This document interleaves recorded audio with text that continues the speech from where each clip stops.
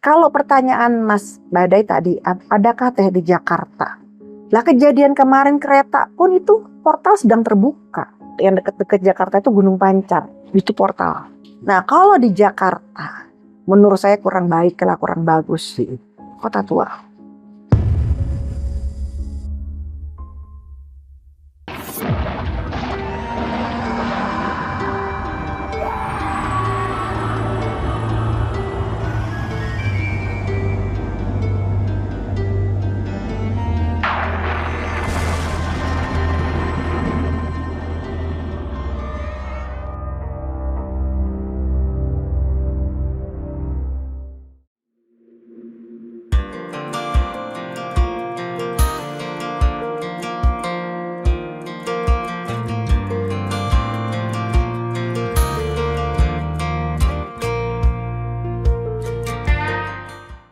Assalamualaikum warahmatullahi wabarakatuh.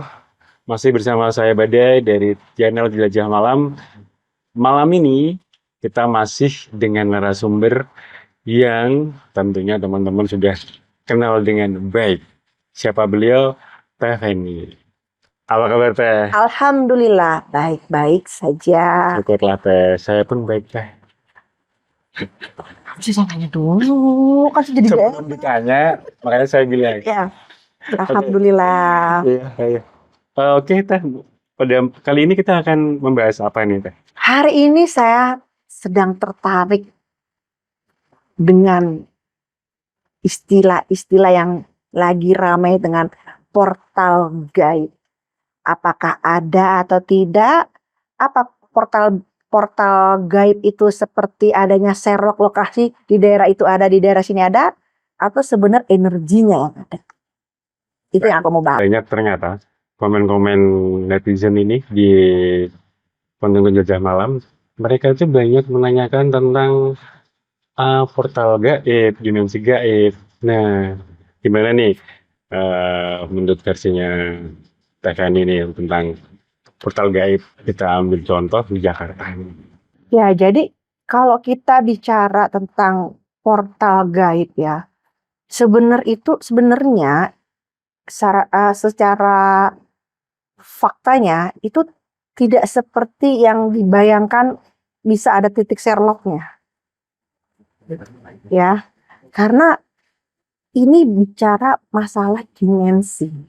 Dimensi lain. Ya, dimensi lain. Dan ketika kita masuk ke dunia jin pun, itu ada di dimensi keempat. Jadi memang setiap dimensi itu ada tempat tinggalnya.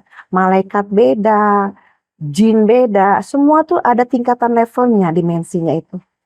Yang paling bisa sama manusia, ya dimensi jin. Yang paling dekat. Yang paling dekat, istilahnya seperti itulah. Tapi memang itu pun tidak semuanya bisa masuk ke dalamnya. Tentunya juga ya ada orang-orang yang tertentu yang bisa keluar masuk enak seperti itu. Oh, ada Teh yang bisa seperti itu? Ada. Dan justru biasanya yang bisa keluar masuk itu justru yang agamanya.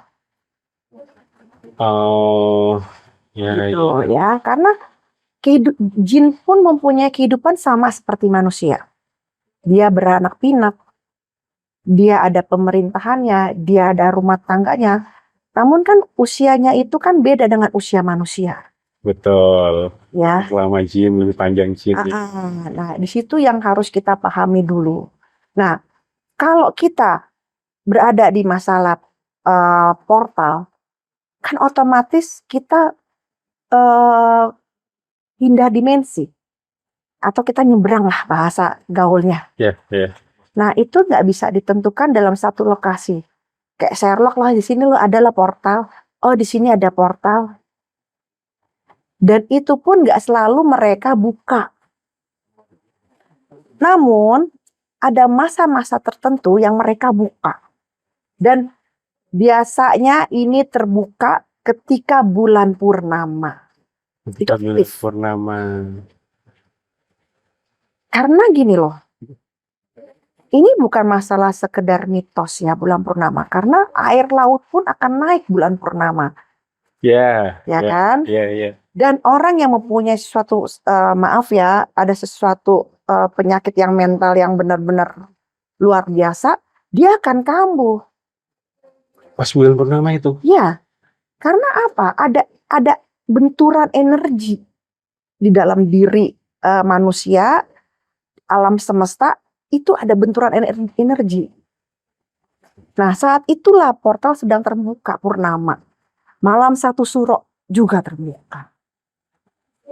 Jadi sebenarnya yang udah jelas akan terbuka itu purnama dan malam 1 Suro. Yang sudah jelas terbuka portal. Ya, karena memang energinya tuh lagi besar-besarnya. Contohnya di bulan purnama ada yang setiap bulan purnama sakit. Ayo silakan komen. Nah, itu benturan energi. Kenapa kok hanya sekedar bulan bisa air laut bisa naik? Ini deh, bentar, maaf saya potong.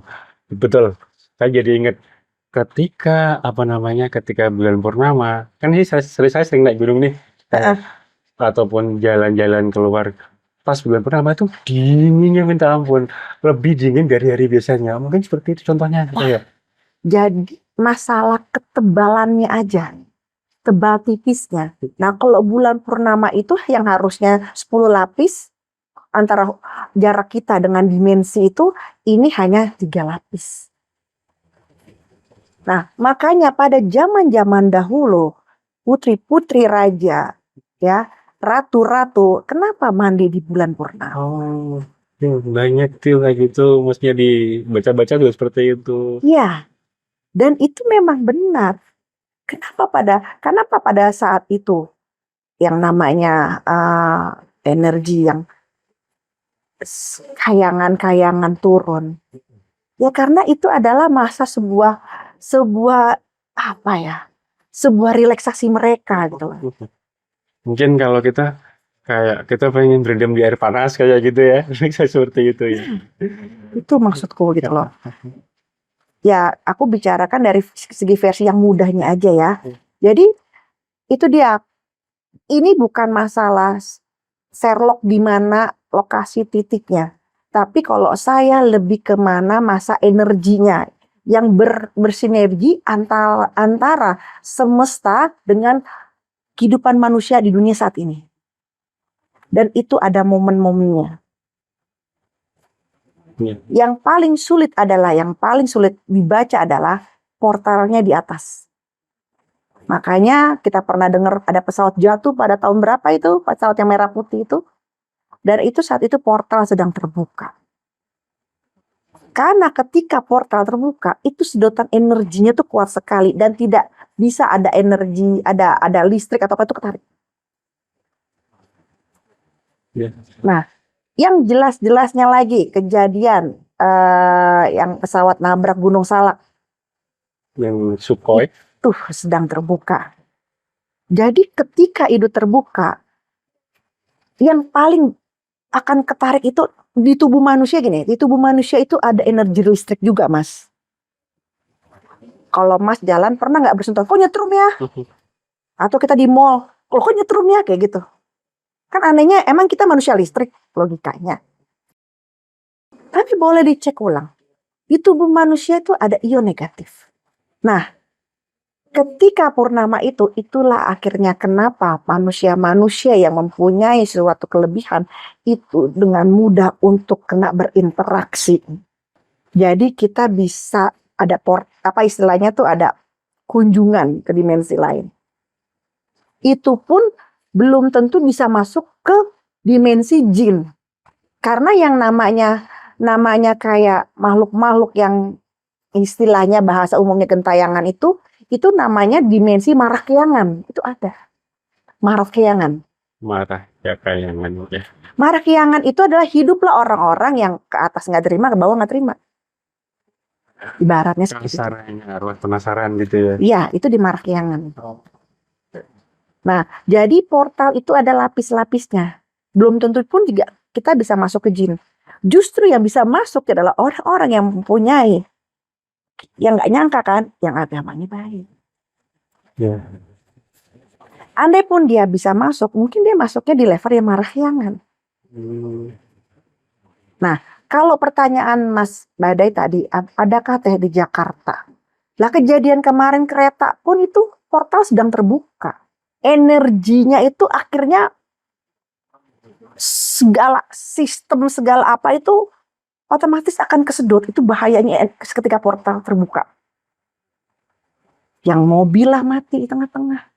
Ya. Yang kereta lah itu. Nah, itu pun tetap ada kelalaian dalam diri manusia itu. Entah dia sedang blank pikirannya. Karena tarik menarik kan energi itu. Laut aja bisa dibawa tinggi. Logika. Satu lagi, ada lagi portal yang besar. Itu ada di Gunung Salak, itu ada, kalau saya tidak salah, ada 9 curug. Itu tidak bisa di atasnya ada yang mengandung mesin yang lewat. Di Gunung Salak. Itu akan nyedot. Oke, saya pernah baca itu ini pesawat tidak bisa lewat di situ di atasnya gitu ya. Itu portal yang sudah jelas ada. Portal yang benar-benar jelas ada itu adanya di alam. Contohnya tadi gunung. Yang paling serem di atas. Makanya pesawat jatuh. Ya. Dan saya serem sih kalau bicaranya. Gak berani saya. Kalaupun ada di titiknya di mana, di daerah mana, penerbangan mana. Cuman ya memang ngeri sih. Jadi aduh ya Allah. Bismillah gak akan pernah terbuka lagi ya. Cukup terakhir yang saat itu ada di titik garis penerbangan ke Kalimantan. Atasnya teh. Bismillah ya Allah yang sampai terjadi lagi. Siapapun itu jangan sampai terjadi. Nah, itu yang paling mengerikan dan tidak bisa dideteksi. Bagusan di Gunung Salak bisa kedeteksi. Kalau nggak percaya boleh dites. Silakan lewat. Coba ke atas. Karena pernah ada helikopter yang kena. Buktikan apa? Drone. Coba buktikan. Nah itu. Iya. Mungkin kalau kita bicara masalah ini mungkin bisa ditandai dengan mungkin kayak medan magnet dan kawan-kawan seperti itu kalau kita di ilmu ininya gitu ya. Benar. Karena tetap ada unsur ilmiah. Ya, maksud saya itu ilmiahnya. Ya. Contohnya di segitiga Bermuda. Itu udah jelas-jelas portal ada di sana. Iya. Portal yang baik ada juga. Ada portal yang baik. Portal yang baik. Di mana itu? Tanah Suci. Oh, ya. Itu ada di sana portal yang baik. Karena energi yang berputar itu kan energi banyak yang positif itu, ya. Dan bukan hanya manusia. Itu ada titik portal di sini. Itu bagus kalau di situ energi. Iya. Nah, pertanyaannya di Jakarta, ya, yang dekat-dekat Jakarta itu Gunung Pancar. Itu portal. Padahal kalau untuk kita bicara masalah geografisnya itu gimana teh? Rame nggak sih Gunung Pancar itu? Sekelilingnya. Rame apa nih? Rame goib apa? Penduduk manusianya. Banyak, rame. Tapi energinya bagus di Gunung Pancar itu. Portal dimensi gaib itu berpengaruh dengan di situ ekosistemnya memang bagus, atau mungkin tempatnya memang enak, atau sejak dulu itu sebenarnya portal itu memang di situ ada. Sejak dulu ada, karena memang ada napak tilas di sana.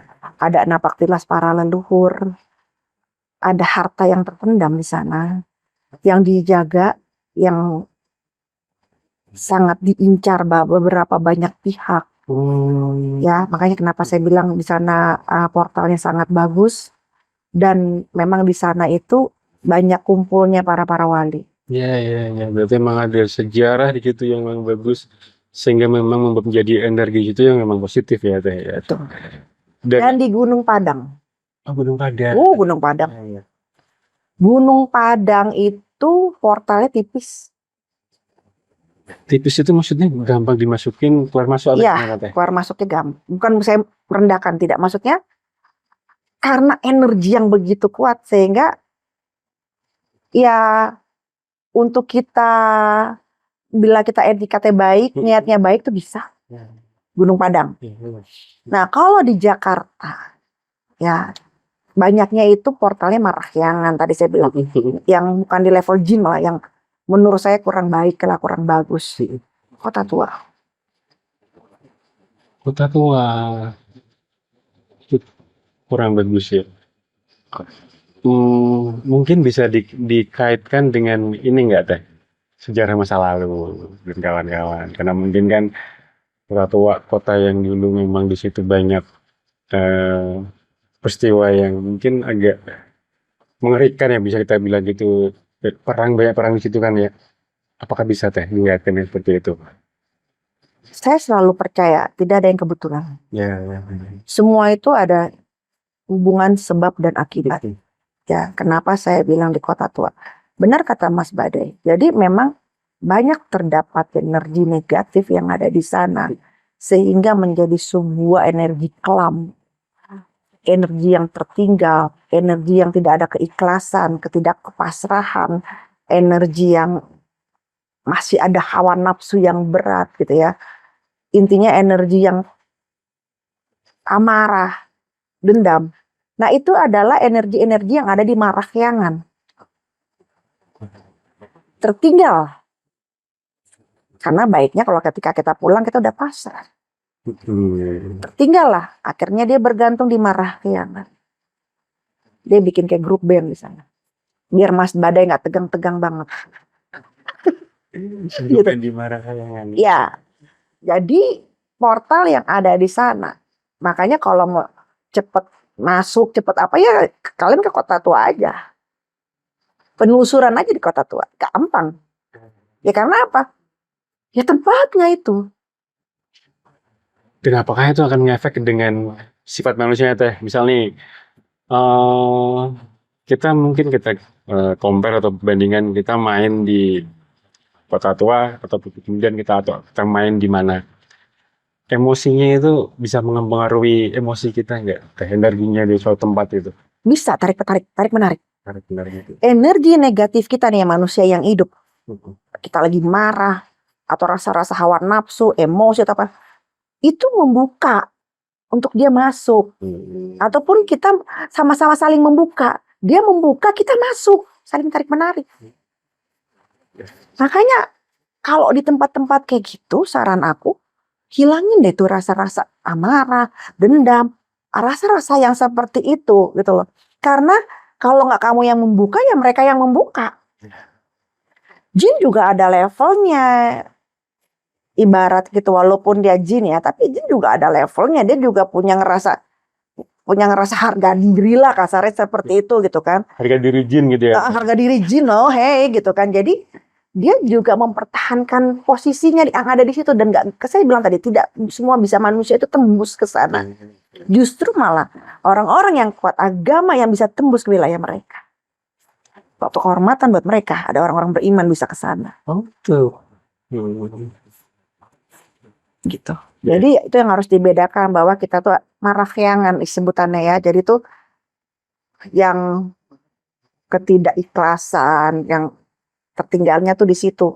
Akhirnya ditumpangin lah dengan hal-hal yang buruk di sana. Itu. Nah, saya balik ke tadi berarti. Jadi mungkin ya, apakah akan berbeda? Mungkin sama-sama kita dalam keadaan yang lagi labil, lagi emosi, entah karena apa, masalah apa. Terus ketika kita dalam keadaan seperti itu, terus kita datang di Kota Tua dengan energi yang seperti itu, portal yang seperti itu, dibandingkan dengan keadaan yang sama, kita datang ke Gunung Pancar tadi, apakah akan berbeda dan mengaruh akan ke tubuh kita? Mungkin gini, bayangan saya, di Kota Tua nanti kita akan yang kitanya emosi menjadi semakin emosi. Di Gunung Pancar kita ke sana, wah mungkin jadi agak lebih nerep, itu kayak gitu bisa Bisa mempengaruhi. Tadi saya bilang kan tarik menarik gitu ya. Jadi kalau kita lagi dalam keadaan semeraut lah intinya, emosi, amarah, dendam, benci, rasa-rasa yang justru ingin melawan Tuhan atau berpikir negatif kepada Tuhan, kamu datang ke tempat yang energinya itu negatif, portal negatif itu, pintu itu, ya kamu akan diserap energinya, Iya, iya, iya. makanan mereka itu. Iya, iya. Dan saya pastikan kamu pulang bukan sembuh, akan makin membara rasa itu. Itu ngaruh. Iya, iya. Iya. Makanya kalau kita lagi kayak gitu, jangan ke tempat-tempat kayak gitu. Nah, andai pun kita misalnya kayak ke Gunung Pancar, kita lagi seperti ini gitu ya. Ini ada plus minusnya Mas Badai. Gimana tuh, Teh? Yang nangkep, jadi di gunung itu ada keraton Mas. Ada keraton yang benar keraton itu memang penunggu gunung semua. Tapi ada yang tugasnya memang untuk menggoda manusia. Nah, kalau kita masih membawa itu ke dalam situ, yang narik yang buruk. Oke, paham, paham, Teh. Saling tarik-menarik.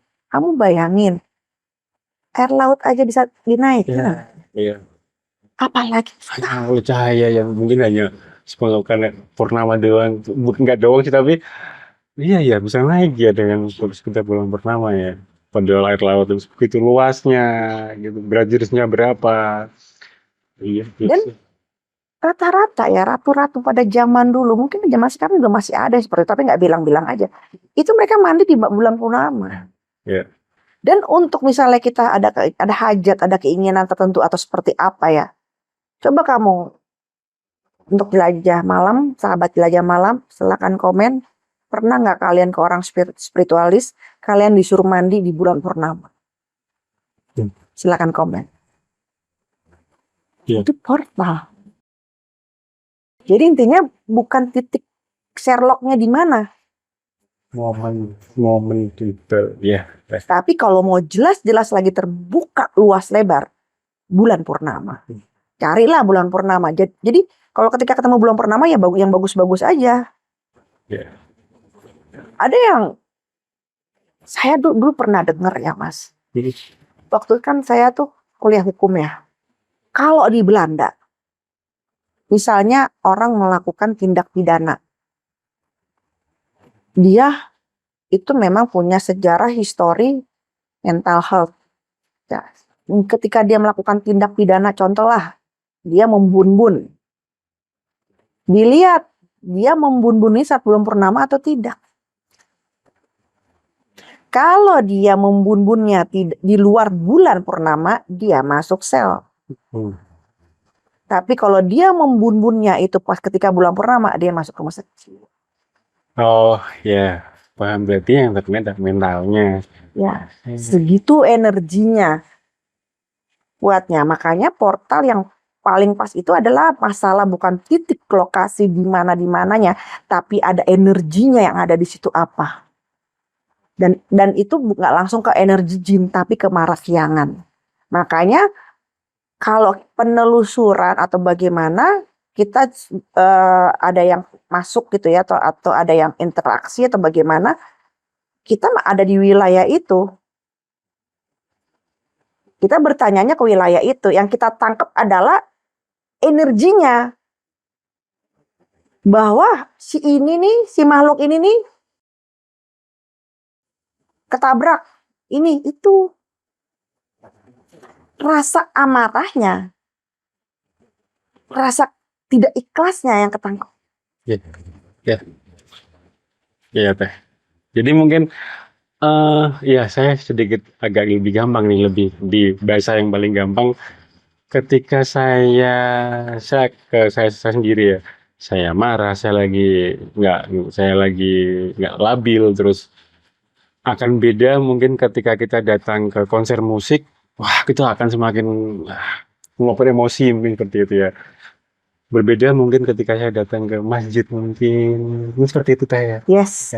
Atau kita meditasi. Kenapa adanya meditasi? Sebenarnya sholat itu adalah bagian dari meditasi itu sendiri. Islam tuh banyak kita sholat itu ya. sebenarnya banyak menitipkan ilmu-ilmu kehidupan, pesan-pesan moral yang tidak terucap, tapi kita merasakan kehadirannya. Kayak kita sholat, sama kan, khusyuknya kita kan sama kayak meditasi. Sholat kan juga begitu. Iya. Ada fokus di situ, ada penyerahan diri di situ, ada pasrah di situ. Agama Buddha pun ya, bagaimana agama Hindu pun iya. Kenapa? Tandanya di balik semua gerakan kehidupan dunia ini adalah sebenarnya energi. Nah, energi yang ada di sana lebih banyak energi apa? Kalau energi jin, kita masih bisa ketemu di laut dan di gunung. Itu pun nggak mudah. Terus ini teh saya mau sedikit bertanya. Karena kan saya beberapa kali membaca atau mendengar peristiwa kasus yang mungkin banyak orang menyebutnya itu dimensi atau portal gaib. Contohnya nih di Blora, di Pati itu kan banyak hutan jati tuh di sana. Dan beberapa atau banyak banyak banyak bis yang kemudian nyasar di sana tiba-tiba ditemukan paginya itu ada aja di tengah hutan yang kalau dipikir secara logika tidak mungkin dong ada bis di situ bisa masuk ke dalam hutan situ. Pasti dong pasti kalau jalan pasti ada apa ya jejaknya. Kok nggak ada juga. Pun kalau ada jejaknya kok nggak nabrak pohon-pohon yang seharusnya tidak tidak cukup untuk bis gitu kan. Nah itu tuh apakah itu termasuk yang kita bahas tadi itu masuk ke dalam portal gaibnya dimensi lain dan yang pertanyaan selanjutnya adalah nah itu kenapa? Apakah mereka itu iseng atau ada kesalahan dari manusianya? Itu udah jelas ada portal gaib di sana. Sudah jelas Ya, gitu. Karena memang semua energi itu kan ada di sana. Ya, dan memang keraton yang baik dengan tidak baik pun ada di sana. oh ada semua ada. Ada semua di sana. Kalau yang di hutan itu tuh yang bahayanya ketika mereka lagi ada hajat. Oh, oke. Nah, ketika mereka ada hajat, nah kembali lagi ke diri manusia itu membuka tanpa sadar. Sorry ini saya potong. Mesti hajatnya manusia atau hajatnya jin? Hajatnya mereka. Hajatnya mereka ya? Mereka lagi ada hajat Iya, gitu kan. iya. Memang ada. Mereka kan juga punya waktu. Mereka juga punya pemerintahan. Mereka juga punya kehidupan. Ibaratnya gitulah bahasanya gitu ya. Jin juga, mereka juga beranak pinak kayak gitu. Kayak tuyul aja. Itu adalah jin. Anaknya jin yang cacat. Istilahnya kayak gitu. Istilahnya seperti itulah. Dan jadi mereka tuh sama aja kehidupannya. Memang umurnya lebih beratusan tahun ya. Nah biasanya kan saya bilang kalau kayak di alam-alam gitu kayak di hutan atau apa itu udah jelas portal ada di sana dan biasanya mereka lagi sedang ada hajat ya ada hajat yang sedang dilakukan gitu kan ya. Nah ini si pengendara ini yang lewat di sini memang ketangkep energinya untuk mereka tarik itulah yang sering terjadi kecelakaan kayak di Alas Robat itu jelas sekali portalnya. Iya. Sebenarnya yang paling mengerikan itu bukan portal yang kayak di hutan, di gunung atau di mana. Yang lebih mengerikan itu adalah portal di alam. Portal di alam. Dimensi udaranya itu yang ngeri. Kayak contohnya tadi saya bilang yang di udara itu yang di atas. Yang di atas ya. Iya. Itu lebih ngeri sih. Iya, terus tadi teh maksudnya apakah itu tuh karena mereka yang iseng atau oh ini manusia itu ada kesalahannya sehingga dia akhirnya yang menjadi korban kesasar itu tadi. Apa cocologinya tuh pas energinya. Oh, oke. Apa istilahnya tuh selaras energinya itu. Ya mungkin pas sama ya frekuensinya sama ya. Frekuensinya sama ya. Kayak Gunung Merapi aja. Gunung Merapi itu kan yang jaga tuh namanya Eyang Sekar Kedaton, perempuan. Sama Eyang Merapi. Ya, jadi ada 7 wali yang menjaga gunung masing-masing termasuk Merapi. Nah, contohnya tatanan untuk mengatur air lava untuk ke daratan pun itu ada siapa yang menjaga. Ya, tugasnya masing-masing ya. yang menjaga makhluk-makhluk berantak yang tidak jelas itu pun ada sosok perempuan yang menjaga. Saya agak lupa namanya gitu ya. Itu juga ada yang menjaga di sana. Jadi mereka itu berbagi tugas. Nah, makanya saya selalu bilang kalau kamu mau ke Merapi, tolong tawasulin dulu nih ke nama-nama berikut. Yang Sekar Kedaton, Ki Juru Alam, yang Sapu Angin. Itu punya tugas semua. Sama ada yang menjaga tatanan makhluk-makhluk yang gundruwo, makhluk-makhluk kayak gitu ada. Nah, kenapa orang di gunung suka ada yang hilang? Itu kenapa teh? Sering Kenapa itu dia teh. masuk ke portal? Mas kan anak gunung. Coba cross check kembali semua. Rata-rata yang hilang ketika mereka naik, mereka membawa masalah ke atas. Maksudnya membawa masalahnya dia di daratan ke atas. Jadi dia kayak buat pembuangan di gunung itu. Nah, saya sarankan lepas. Jadi bukan kita datang ke sana untuk membawa perasaan itu. Nah, maksud saya tuh khawatirnya ketangkep sama yang energi negatif. Mereka bisa loh tahu amarah kita lagi kecewa, kita lagi benci. Mereka makanya saya sarankan yang namanya ke gunung, ke laut, ke hutan, daerah-daerah alam. Lepasin tuh perasaan itu. Ya, kalian yang mengundang. Karena kalau kita masuk ke dimensi itu nggak selamanya buruk yang kita lihat. Bisa jadi justru di sana lebih enak. Kan dia tahu nih yang lagi bermasalah di pikiran kita apa nih, misalnya kekecewaan. Ya dia tampilkanlah sesuatu hal yang baik di sana. Sehingga kita berucap, kita makan di sana, selesai. Maksudnya selesai gimana tuh teh? Udah di sana. Bisa pulang ya? Bisa pulang. Paling ya jasadnya yang ada. Ya kalau ditemuin. Gitu. Jadi saran-saranku tuh kalau kalian mau ke dunia-dunia alam-alam semesta, bukan jadi tempat pelarian. Justru undang energi positif alam semesta ke dalam tubuhmu. Undang. Dan hubungannya ke Tuhan. Jadi dibalik nih. Bukan kita menjadikan itu pelarian. Ya kalau lari yang nangkep baik. Kalau yang nangkepnya energi negatif, itu yang baik.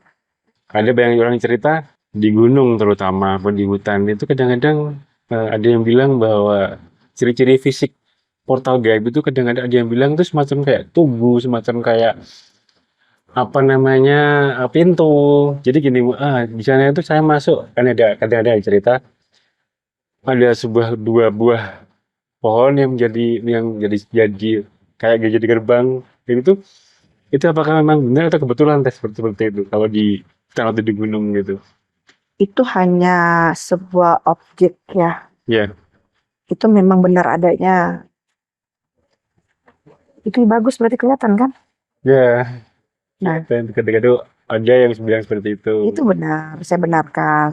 Namun juga ada yang tidak kelihatan. Yang tadi kayak di Gunung Salak. Ya. Tidak terlihat. Mana pintunya tiba-tiba elektronik gak bisa aja lewat di atasnya. Itu udah levelnya udah level. Ya, udah level. Udah level tinggi itu. Itu udah portal. Portal juga ada levelnya. Masuk ke dimensi kan tadi saya bilang juga ada levelnya. Portal gaib itu ada levelnya. Ada kelas-kelasnya. Iya. Yang paling susah kan nembus kelas malaikat dong. Iya, Teh. Kelas nabi. Nah, itu susah itu. Itu istilahnya gitu.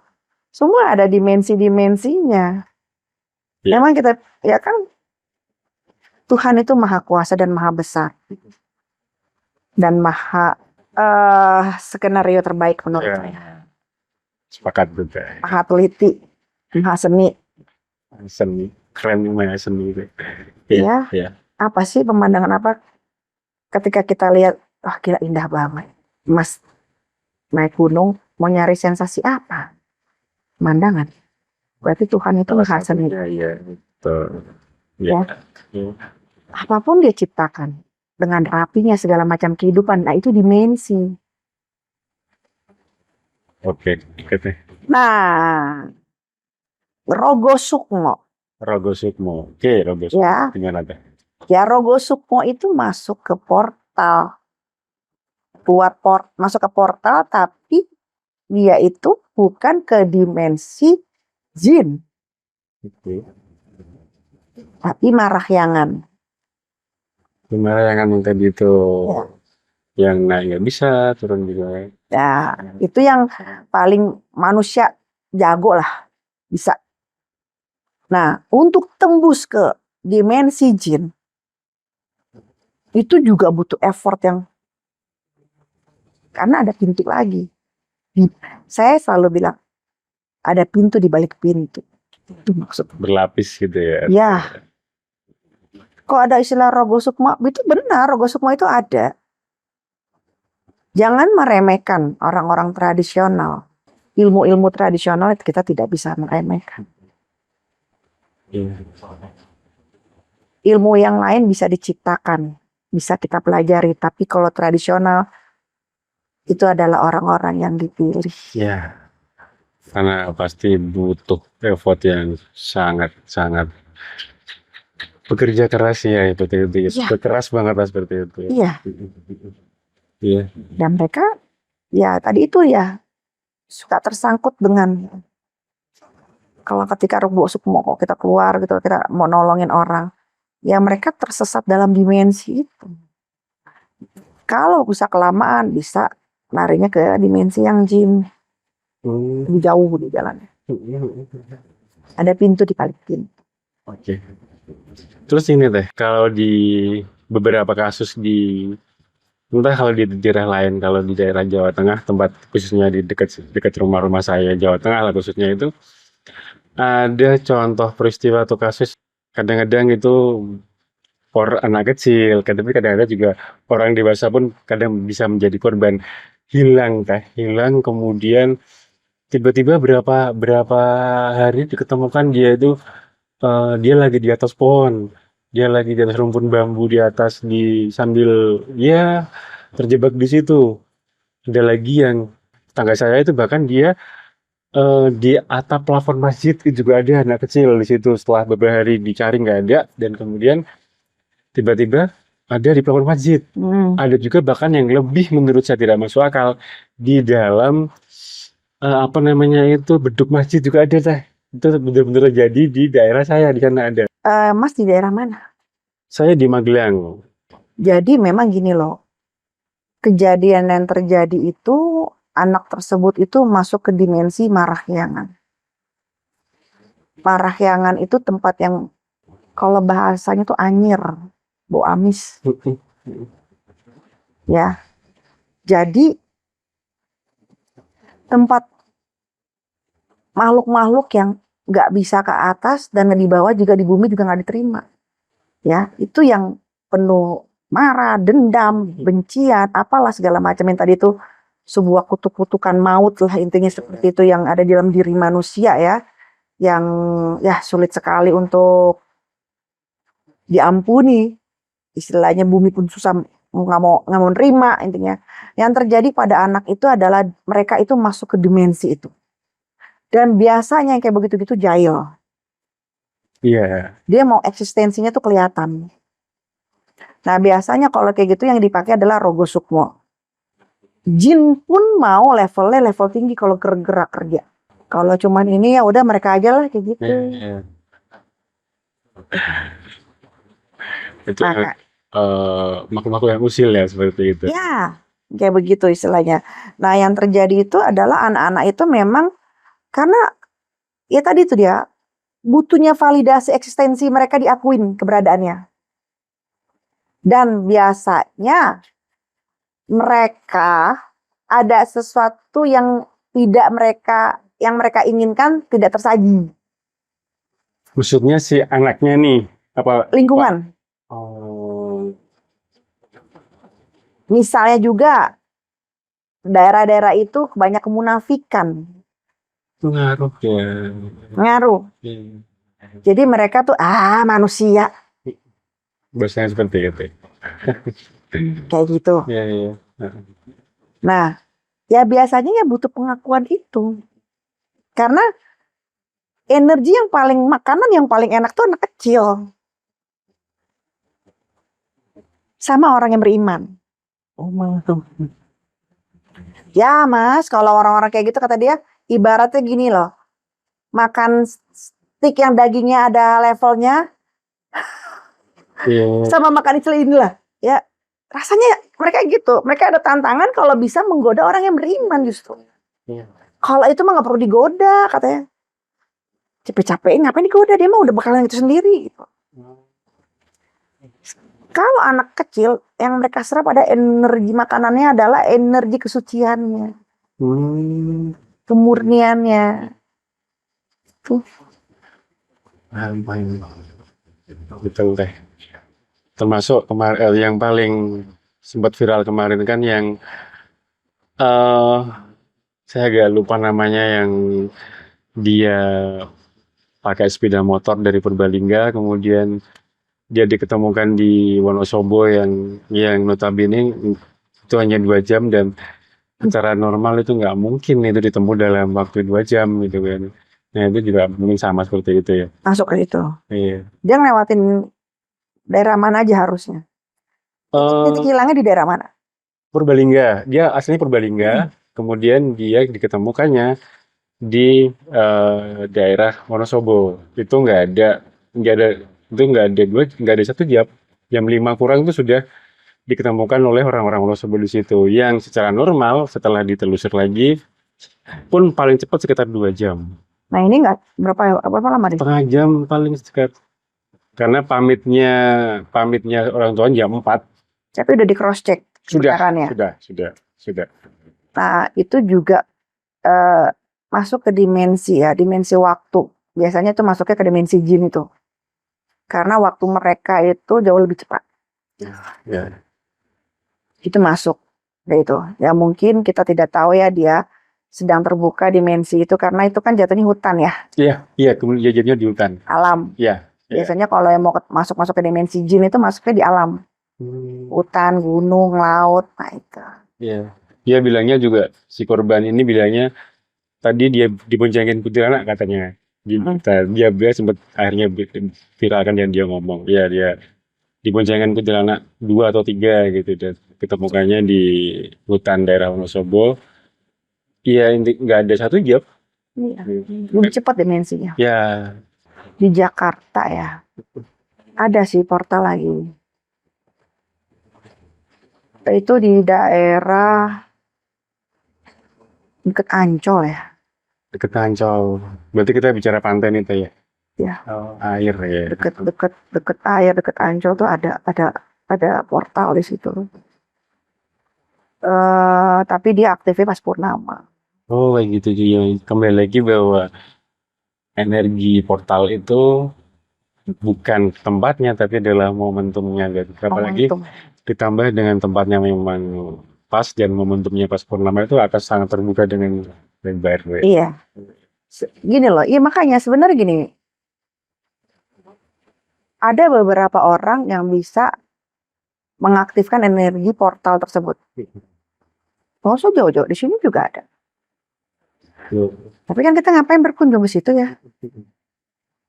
Gitu istilahnya, judulnya seperti lain deh seperti itu. Gak usah kita bicara jauh-jauh, yang kita berdiri sekarang di sini ini ada portal.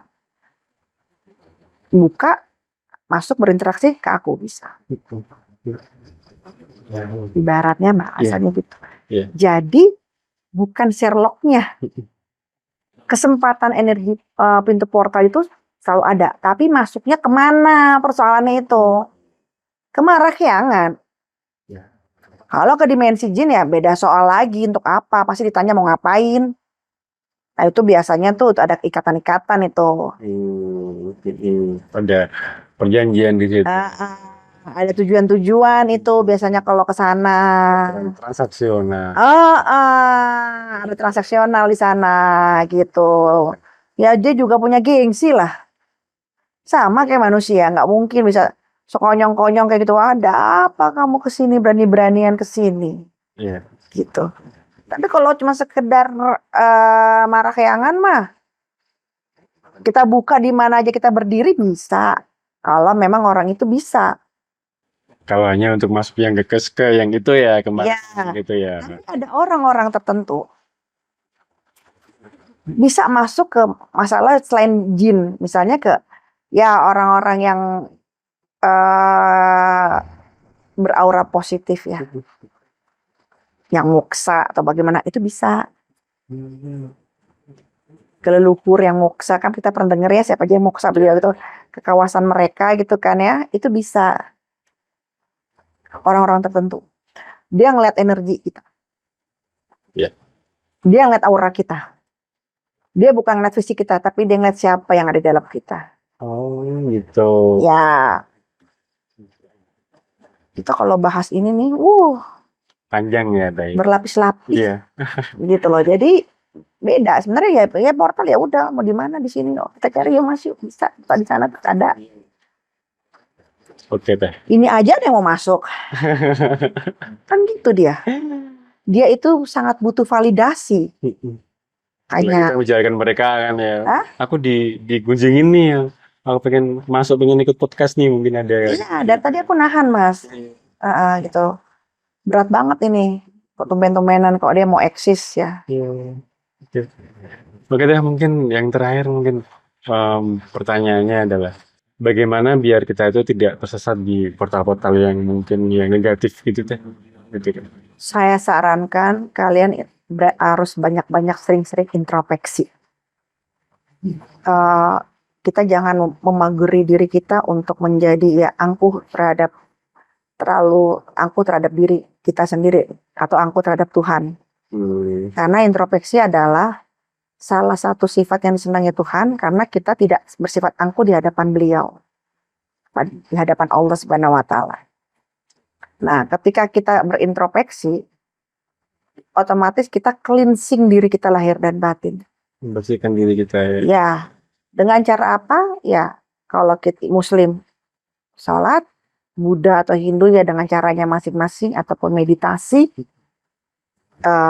kita menarik hal-hal positif dari energi yang ada, gitu kan. Sering-sering seperti itu saranku.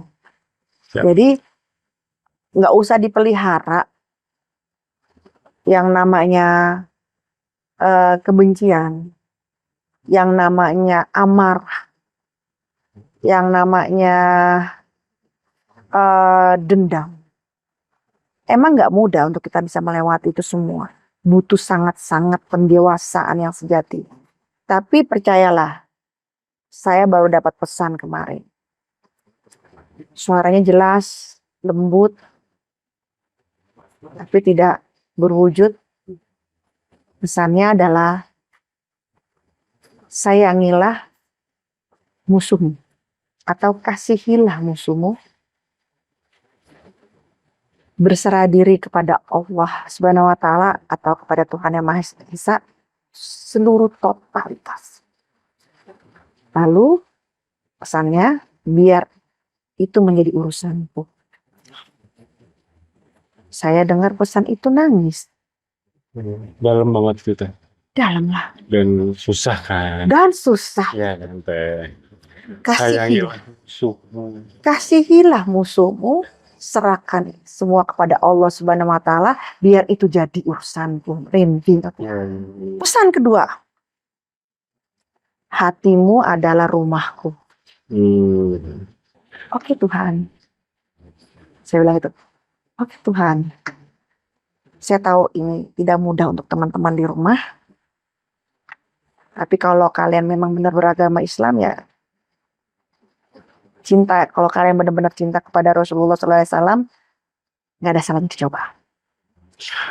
Memang tidak mudah, tapi ketika kalian mengasihi musuh kalian, kalian masuk dalam keselamatan Allah. Apa? Tenang hati,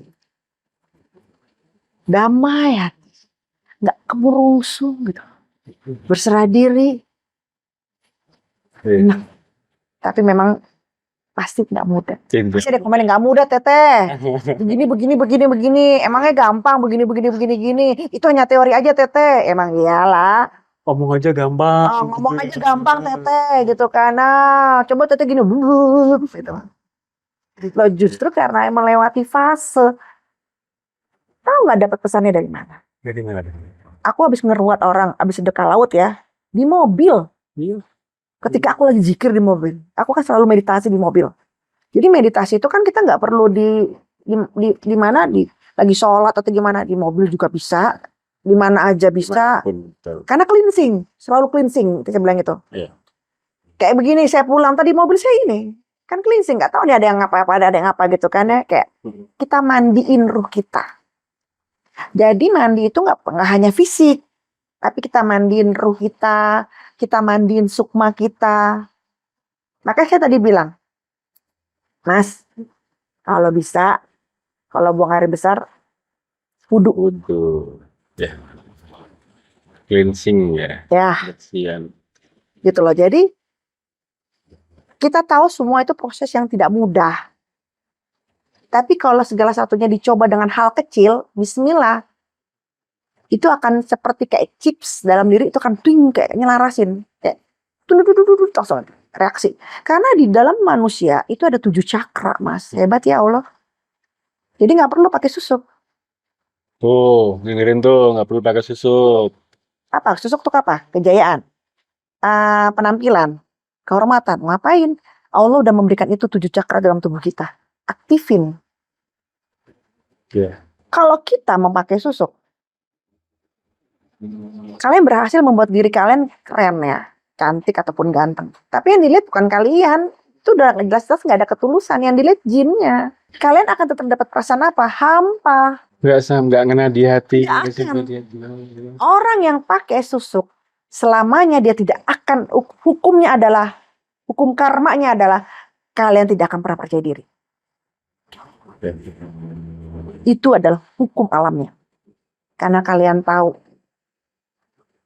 kalian membohongi diri kalian sendiri, karena kalian tahu yang dicintai itu adalah bukan kalian. Nah, Allah udah begitu memuliakan manusia, sampai ada makhluk yang keluar. Ya. Padahal kan Allah baik banget sama kita.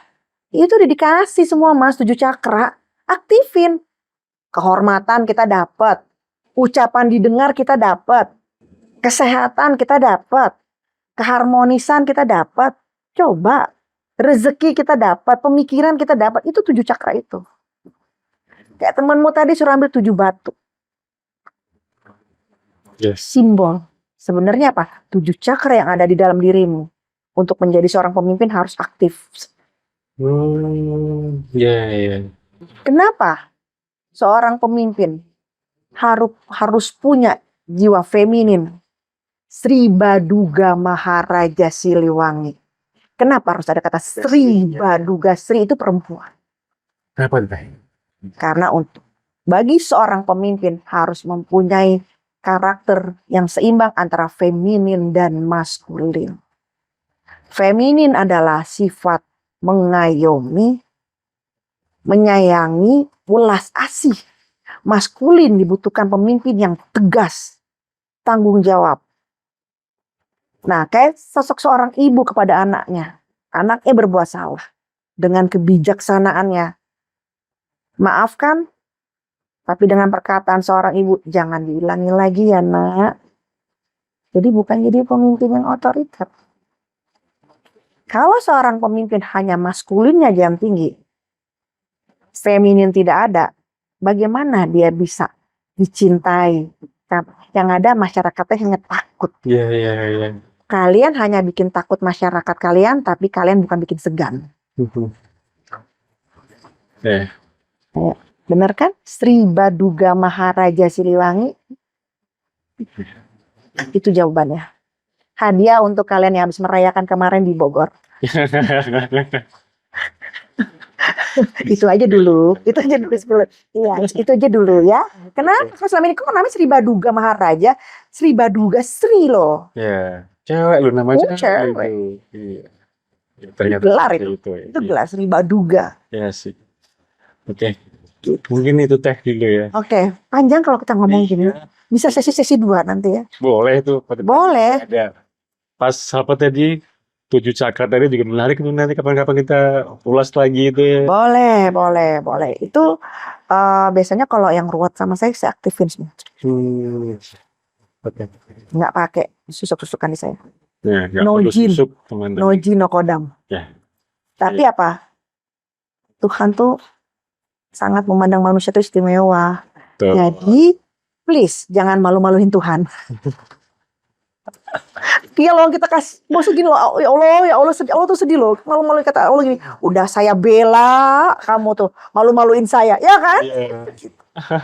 Gitu, Mas. Oke, terima kasih Teh. Jadi Sama. mungkin dari saya cuma udahlah nggak usah masuk ke portal gaib, tapi cukup masuk ke portalnya Jelajah Malam dan portalnya. Feni Rama Official YouTube.